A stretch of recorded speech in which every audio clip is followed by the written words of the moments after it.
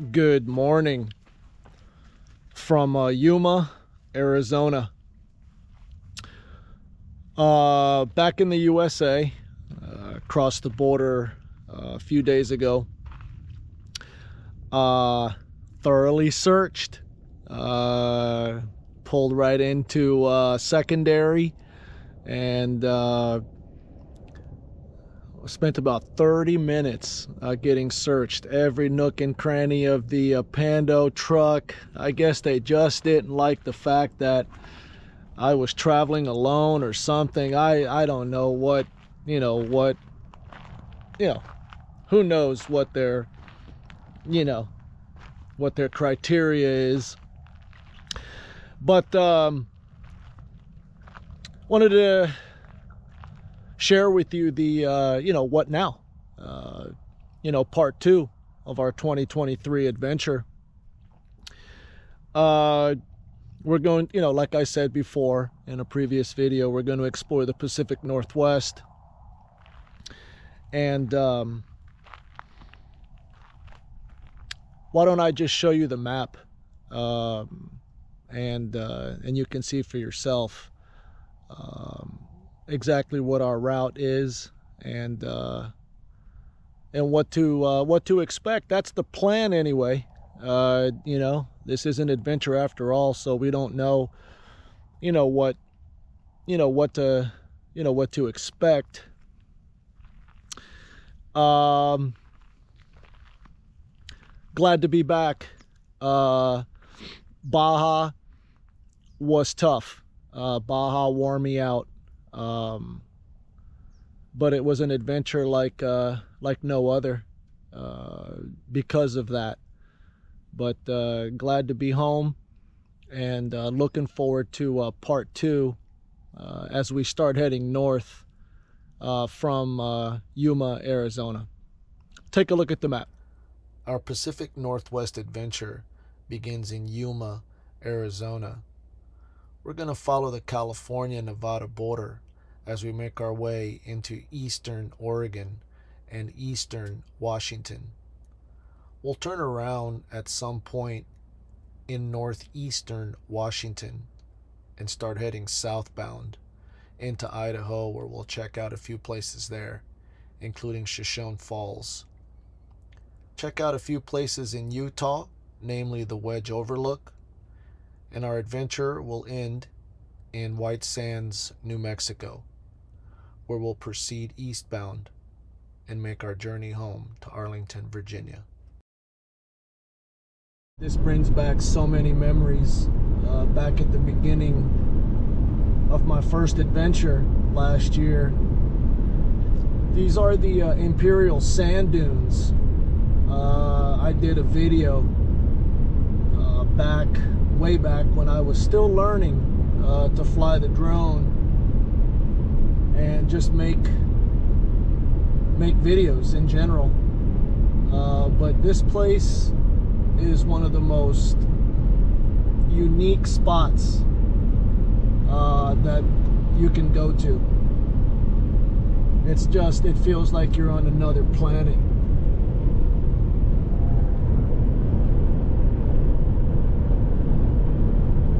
Like in Cairo or Egypt somewhere. We're headed to Slab City, also known as the last free place in America.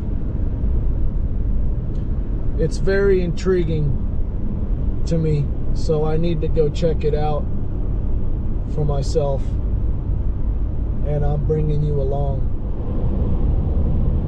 Not sure if you can make out the crop duster.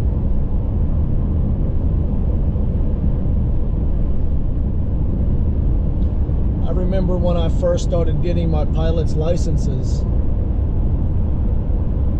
and I wanted to build up time, I applied to several crop dusting companies. I always think it would have been such a cool job to have.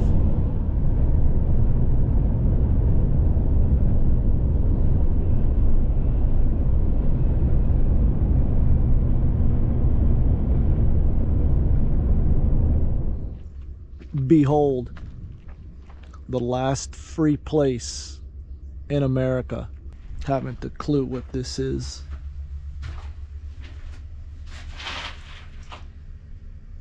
Just a small concrete building.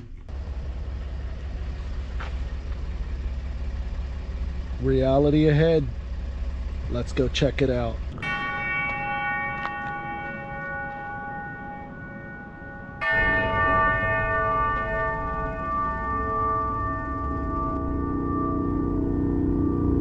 Isn't that the truth?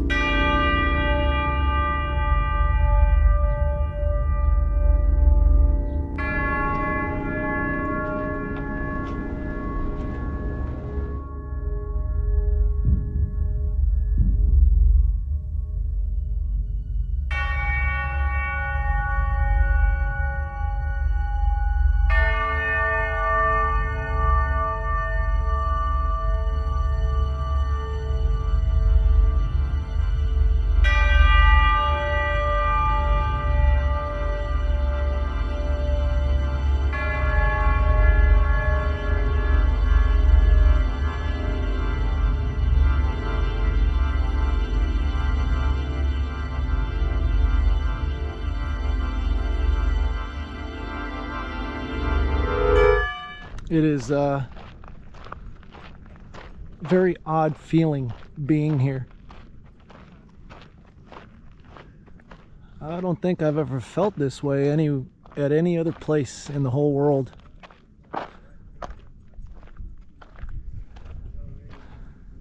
And I'm not talking about the religious stuff. I'm just talking about Slab City and being here. The mentality of the people here, it's just so different.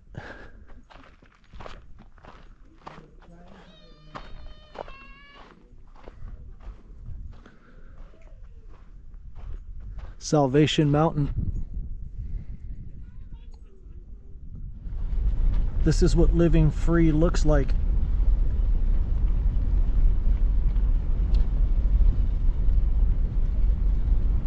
In today's world.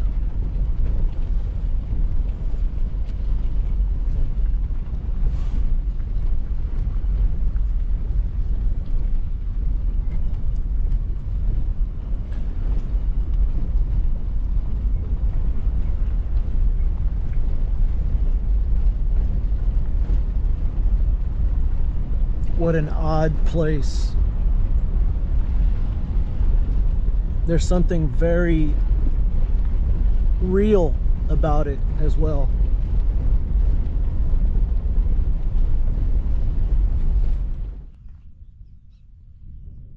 This spot is supposed to be extremely interesting. Let's see if it is.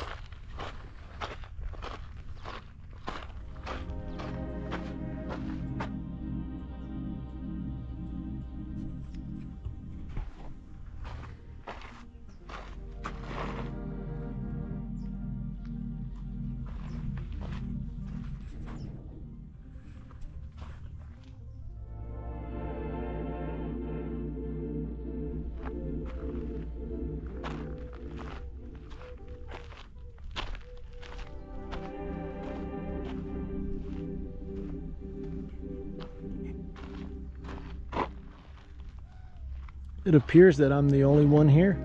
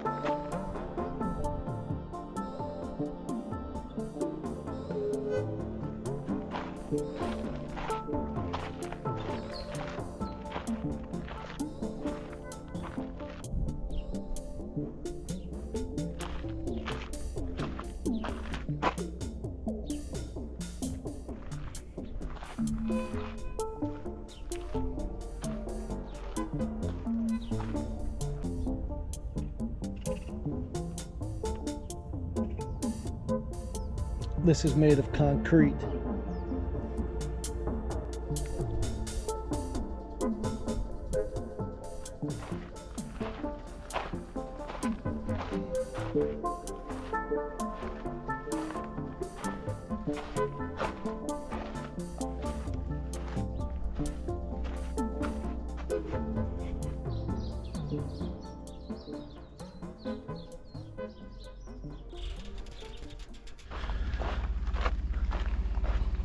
This is that place from the movie Into the Wild, which, by the way, if you haven't seen it, you should go see it. This is the range, and this is where that famous scene where she's playing the acoustic guitar and everybody's just sitting out here. Guy making his journey, unplugging from society and making his journey to Alaska.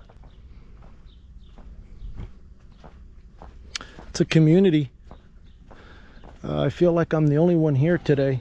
It's obviously I feel a little like it's a little ominous, but it's there's definitely a community here. So I'm here with this nice gentleman who has agreed to let me just kind of talk to him while the camera is on. Just got here. We're at Salvation Mountain. So do you are you coming through Slab City, or do you live here? What's right? No, I just came here for the winter. I came here because I needed something different to do. Normally I camp in Moab. Okay. And it's a cool spot. Camping is my mode, using the bike as transportation and to carry the gear, because that keeps me at the elevated state I need to be at to feel creative. Indeed, I understand. Being in touch with the old authenticities, I understand. The landscape, the weather, the climate. Nature, right. Exactly. A little bit of physical struggle, right? Exactly. Exactly, yeah. Mars. Which exactly. Is the way people used to live until the great normality, swept over the planet. Now everybody's boxed up in houses and driving and commuting and going to work. Yeah, which is fine. You can live at that level, but if you want to live at a different level, then you got to pick a different route. Sure. Yes. And how do you get like from here to Moab and back? Right. In the old days, I would ride, but wow. My main impetus is working on the fiction, and You're a writer. Yes, full-time writer. I try to put out a book a year. Fantastic. I can't do that if I'm bike touring. I thought it would work. It turned out not to be it's kind of a failed experiment. I see. Bike touring is a wonderful thing, but it's very difficult to write full-time and bike tour.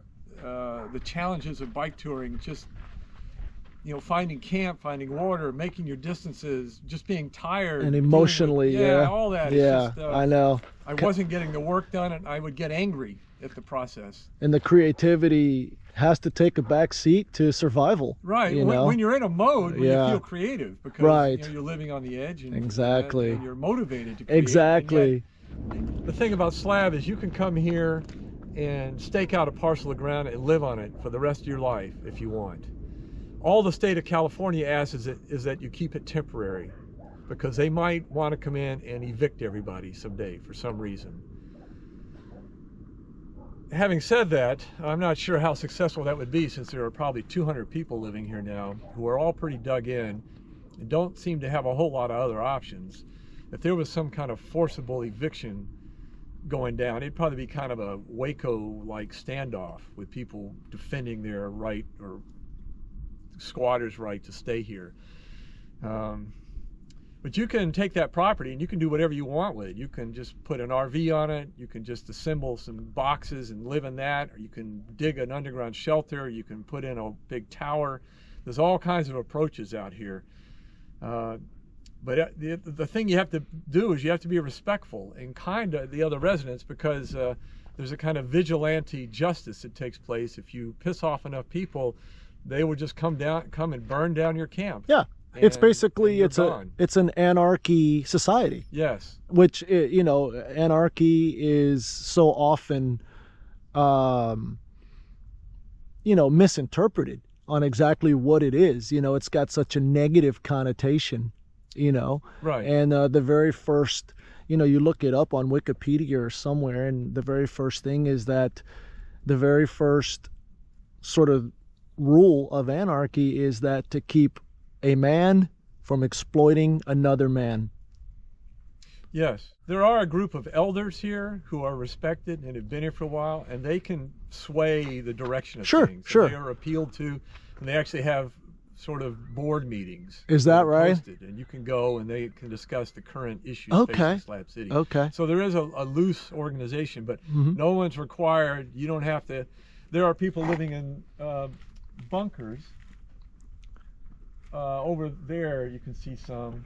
They're part of the old military installation, but they've improved them, and there are people there that don't interface with anyone, and you're advised not to even go over there. Sure.